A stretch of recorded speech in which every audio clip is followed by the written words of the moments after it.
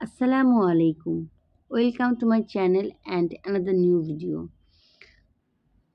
আজকের ব্লগটা আমি সন্ধ্যার নাস্তা বানানো দিয়ে শুরু করলাম। আজকে সন্ধ্যার নাস্তা আমি তৈরি করছি চিকেন পাস্তা, আর সেটাকে খুব ঝাল করে রান্না করব। এর জন্য আমি চিকেন নিয়ে নিয়েছি এবং সমস্ত মশলা অ্যাড করে দিয়েছি। সাথে সবজিও অ্যাড করে দেবো একটু পরে, যেমন শিম, বাঁধাকপি, গাজর, ফুলকপি নিয়ে নিয়েছি। এখন সবজির সঙ্গে চিকেন একসাথে রান্না করে নিব। আর বাঁধাকপি একটু পরে দিয়েছি, যখন চিকেনটা সবজিটা হাফ কুক হয়ে গেছে তখন দিয়ে দিয়েছি। সবজিটা বেশ ভালোভাবে রান্না করে নিচ্ছি।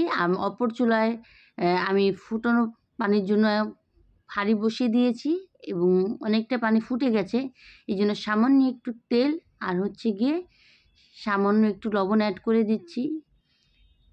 পানিটা যখন গরম হয়ে এসেছে তখন আমি 1 প্যাকেট পুরোটাই আমি ম্যাকারোনিটা দিয়ে দিলাম।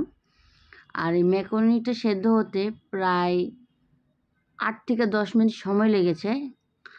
আর পাশের চুলায় আমি পেঁয়াজ আর ডিম, চারটার মতো ডিম একসঙ্গে আমি ভেজে নিয়েছি। সাথে বেশ ঝাল করে পাস্তাটা রান্না করব, কারণ তার আবদার ছিল একটু ঝাল স্পাইসি খাবে।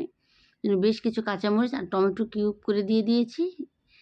এটা যখন ভাজা হয়ে যাবে, এই পর্যায়ে আমি হাঁড়িতে সমস্ত ডিম, পেঁয়াজ আর গিয়ে রান্না করা চিকেন আর সবজিটা একসঙ্গে মিক্সড করে নিচ্ছি।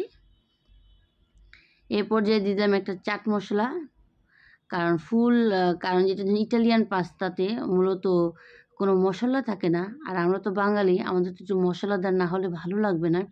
তো টেস্টের জন্য আমি চাট মশলা অ্যাড করে নিলাম, সাথে টমেটো সস অ্যাড করে নিয়েছি। এখন আমি স্বাদ মতো লবণ দিয়ে খুব ভালোভাবে এটাকে নেড়ে চেড়ে নিচ্ছি। আর ধন্যবাদ আপনাদেরকে, যারা এতটা সময় নিয়ে আমার ভিডিওটি দেখেছেন তাদেরকে অসংখ্য ধন্যবাদ। যারা আমার ভিডিওটি ইউটিউব থেকে দেখছেন অবশ্যই আমার চ্যানেলটা সাবস্ক্রাইব করবেন, লাইক কমেন্ট শেয়ার করবেন, এবং যারা আমার ভিডিওটি ফেসবুক থেকে দেখছেন অবশ্যই আমার পেজটা ফলো দিয়ে দিবেন। দেখুন ধনেপাতা কুচি একটু নেড়ে চেড়ে নিচ্ছি, আর খেতে কিন্তু বেশ টেস্টি হয়েছিল। ধন্যবাদ সবাইকে।